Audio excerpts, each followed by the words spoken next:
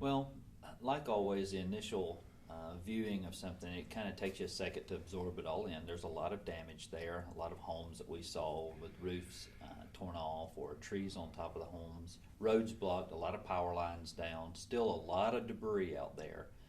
Um, some of the rescue and cleanup missions couldn't start until power lines were disabled, so some of that is just now getting underway. So it's a tough scene out there. The damage is widespread. We only got to see a small portion of it.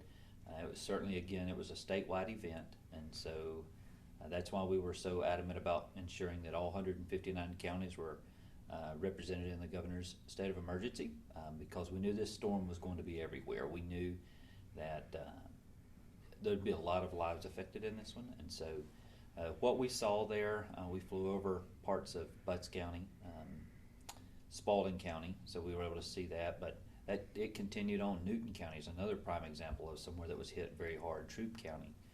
So we've got a lot of folks out there. As a matter of fact, my chief of staff here spent all day in Newton and Jasper counties out there trying to just help them absorb some of the loss that they're dealing with.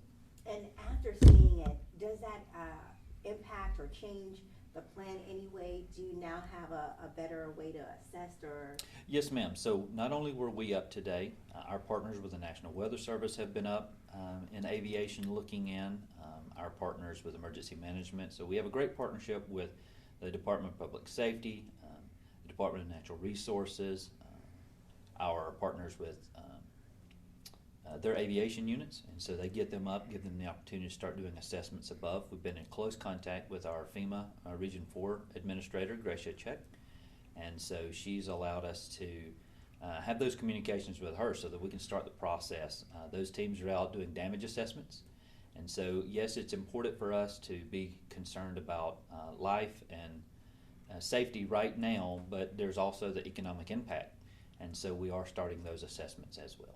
Any idea how bad it is yet? I couldn't tell you a dollar figure because there's so many different types of damage. We've got agriculture damage. Today we saw a lot of pecan farms that were destroyed. We've seen business. If you've not seen the Hobby Lobby in Spalding, it was destroyed. A lot of homes. Another place that a lot of times we get a lot of damage, and we really can't tell until we get to talk to them, is through our EMCs.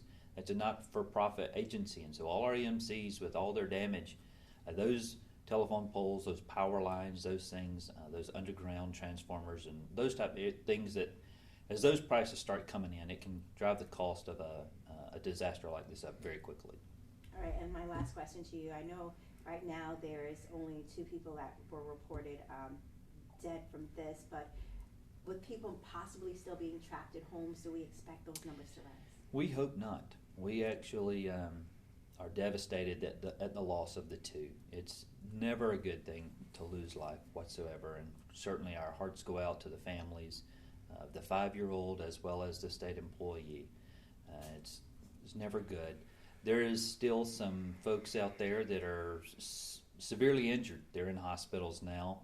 We didn't have any reports of critical damage to anybody, no critical injuries. So a family member with the child was seriously injured, but our expectations are a full recovery. But right now, our hope is that the 2 lost lives are as bad as it gets for us, which that you can't get much worse than that. All right, anything else you want to add I haven't asked? I would just say for everybody, be patient with us. There's a lot of damage, lot to review. National Weather Service, a lot of folks are asking when are we going to find out the intensity of the storm.